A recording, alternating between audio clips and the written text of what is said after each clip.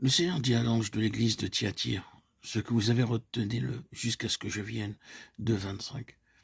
À l'ange de l'église de Sardes, il déclare, je viendrai comme un voleur et tu ne sauras pas à quelle heure je viendrai à toi.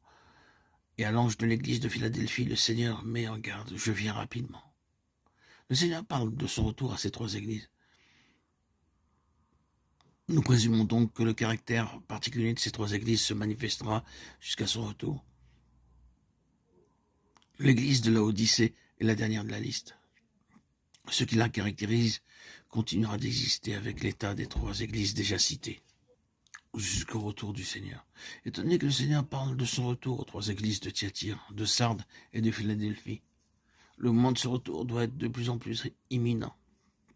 En fait, ces paroles indiquent une telle progression. À l'église de Thyatire, par exemple, il dit « jusqu'à ce que je vienne », comme si son retour était encore éloigné.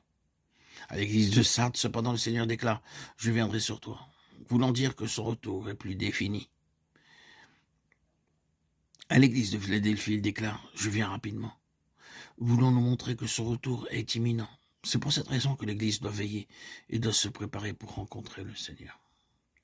Ainsi, les 4 dernières de ces 7 églises avaient leur trait particulier.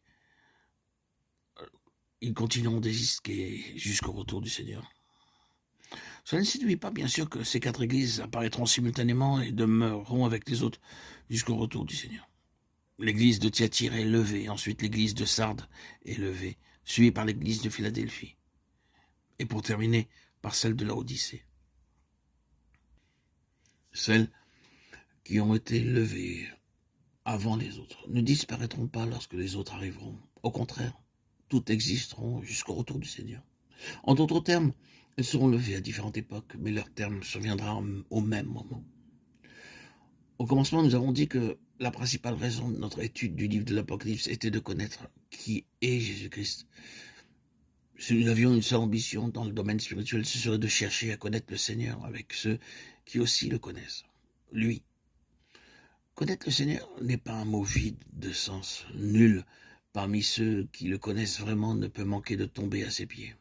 Et seul celui qui se prosterne devant le Seigneur recevra de sa part une responsabilité spirituelle. Permettez-moi de vous demander, frères et sœurs bien-aimés en Christ, auditeurs, auditrices, quelle est votre connaissance du Seigneur?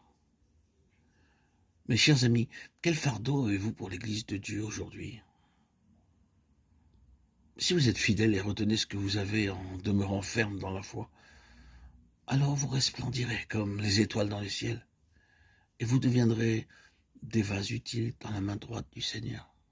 Alléluia. Amen.